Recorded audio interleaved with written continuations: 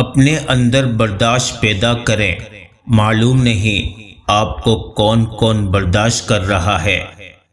کچھ لوگوں کو پتہ ہی نہیں چلتا کہ ان کے کچھ فیصلے فاصلوں کا سبب بن جاتے ہیں۔ بے زبانوں کے ساتھ ہمدردی رکھیے، یہ بنا لفظوں کے دعا دیتے ہیں۔ بہترین فیصلہ چاہتے ہو تو سب کچھ اللہ پر چھوڑ دو۔ جس نے سکھ میں شکر ادا کیا، اس نے دکھ میں رب کو بہت قریب پایا۔ ہر لمحہ قیمتی ہے، اگر اس کو اللہ جل جلالہ کی یاد میں گزارا جائے۔ جن کو رب سے مانگنے کی عادت ہو وہ کبھی بھی خالی ہاتھ نہیں رہتے۔ مرنا ہم سجدے میں چاہتے ہیں اور نماز ہم پڑھتے نہیں۔ جسے نماز پڑھ کے بھی سکون نہیں ملتا، اسے چاہیے کہ سکون سے نماز پڑھا کرے۔ جو شخص ہمیشہ نکتہ چینی کے موڈ میں رہتا ہے اور دوسروں کے نقص نکالتا رہتا ہے، وہ اپنے آپ میں تبدیلی کی صلاحیت سے محروم ہو جاتا ہے۔ پیسہ انسان کو اوپر لے جا سکتا ہے، لیکن انسان پیسہ اوپر نہیں لے جا سکتا۔ آپ مخلص رہیں، یہی کافی ہے، اجر تو اللہ دے گا۔ ملاوٹ کا زمانہ ہے، ہاں میں ہاں ملا دیا کرو، رشتے لمبے ٹائم تک چلیں گے۔ زندگی میں کچھ راستے صبر کے ہوتے ہیں اور کچھ سبق کے۔ ایک بابا جی اکثر کہا کرتے تھے، دنیا میں ہزاروں طرح کی محبتیں ہیں، لیکن یہ جو ماں کی محبت ہوتی ہے نا، یہ تمام محبتوں کی ماں ہوتی ہے۔ عورت کے جنازے میں گھر کے افراد کہتے ہیں، میت کا منہ ڈھانپ دے، غیر محرم نہ دیکھیں۔ اللہ کی قسم، زندہ کے لیے بھی یہی حکم ہے۔ قرآن پاک کی خوبصورتی یہ ہے کہ تم اسے بدل نہیں سکتے، لیکن یہ تمہیں بدل سکتا ہے۔ برائی کی طرف نفس دوڑ کر جاتا ہے، جبکہ نیکی کی طرف اسے گھسیٹ کر لانا پڑتا ہے۔ دوسروں کے لیے اچھا سوچو گے تو اللہ سبحانہ وتعالی تمہارے لیے راستے بنا دے گا اور مشکلیں آسان کر دے گا انشاءاللہ۔ اگر آپ نے اپنی موت آسان کرنی ہو تو دوسروں کی زندگی آسان کر دو۔ نظر انداز کرنا نفرت کی بدترین قسم ہے۔ اس دنیا میں اگر آپ کا رشتہ اللہ تعالی سے مضبوط ہے تو کوئی بھی شے آپ کا کچھ نہیں بگاڑ سکتی۔ المیہ تو یہ ہے کہ لوگ حقیقی اذیت دے کر مصنوعی معافی مانگتے ہیں۔ گفتگو ایسی رکھو کہ دل میں اتر جاؤ، نہ کہ دل سے۔ حقیقی کامیابی لگاتار محنت کا کام ہے۔ اپنے آپ میں کچھ کمال پیدا کر تاکہ دوسروں میں کمال دیکھ کر تم کہیں غم میں نہ پڑ جاؤ۔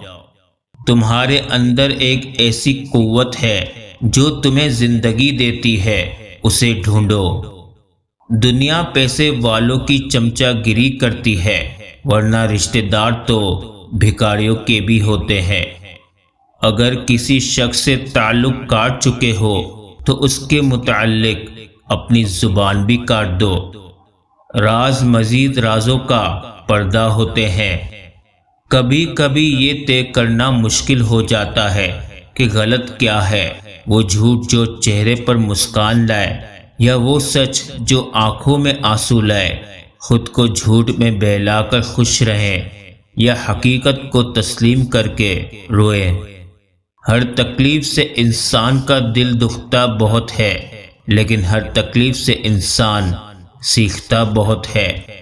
برے وقت میں کبھی بھی کسی سے کوئی امید مت رکھو، کیونکہ سمجھوتا شیر کو بھی کتا بنا دیتا ہے۔ اس کو تھما کے فون، فراغت تو مل گئی لیکن بروں کے ہاتھ سے بچہ نکل گیا۔ بے شک سکون تھا، سادگی تھی، بندگی تھی، جب موبائل نہیں تھا تو ایک زندگی تھی۔ اے پاک پروردگار، وہ معاملات جن میں میرا اختیار نہیں، جہاں میں بے بس ہوں، ان میں میری مکمل مدد فرما اور مجھے اکیلا مت چھوڑ۔ آمین ثم آمین۔ سجدہ سہو کیا سکھاتا ہے؟ جب نماز میں غلطی ہوتی ہے تو اللہ کریم نے سجدہ سہو کرنے کو کہا ہے۔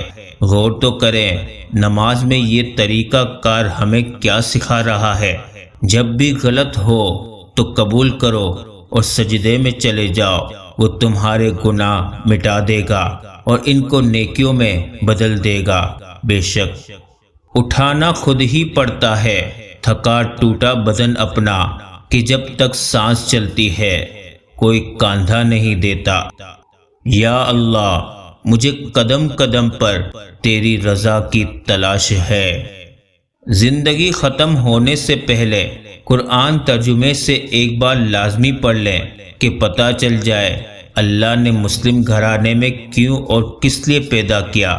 مسلمان گھر میں پیدا ہونا آپ کی نہیں، اللہ کی مرضی ہے۔ بھروسہ یہ وہ چیز ہے جو آپ کسی پر کرے تو یا آپ نفرت کرنے پر مجبور ہو جاتے ہیں یا محبت کرنے پر۔ سب سے پہلے اپنی ذہنی سکون کو اہمیت دیں، خود کو دور رکھیں فضول کے پریشر اور وقتی تعلقات سے، اپنا کام کریں اور کسی کا کھلونا مت بنیں۔ جس نے دو جہانوں کو سمیٹ رکھا ہے وہ آپ کو بکھرنے نہیں دے گا۔ ماؤں کی جائے نماز پر کی جانے والی دعاؤں نے ہمیں کیسی کیسی بلاؤں سے بچایا ہوا ہے، اس کا علم اللہ تعالیٰ کے سوا کسی کو نہیں۔ کبھی بھی اکیلا محسوس ہو تو قرآن پاک پڑھیں، اللہ دلاسا دیتا ہے، میں ہوں تمہارے پاس۔ اللہ کے نزدیک اس شکر کا بڑا درجہ ہے جو مسائل اور تکلیفوں کے باوجود کیا جائے، اور شکر ادا کرنے کے لیے کوئی چیزوں کا ہونا ضروری تھوڑا ہوتا ہے، بس عادت ہونی چاہیے انسان کو شکر ادا کرنے کی۔ اللہ آپ کو بری گھڑی، برے لوگوں اور بری نظر سے ہمیشہ محفوظ رکھے۔ آمین یا رب العالمین۔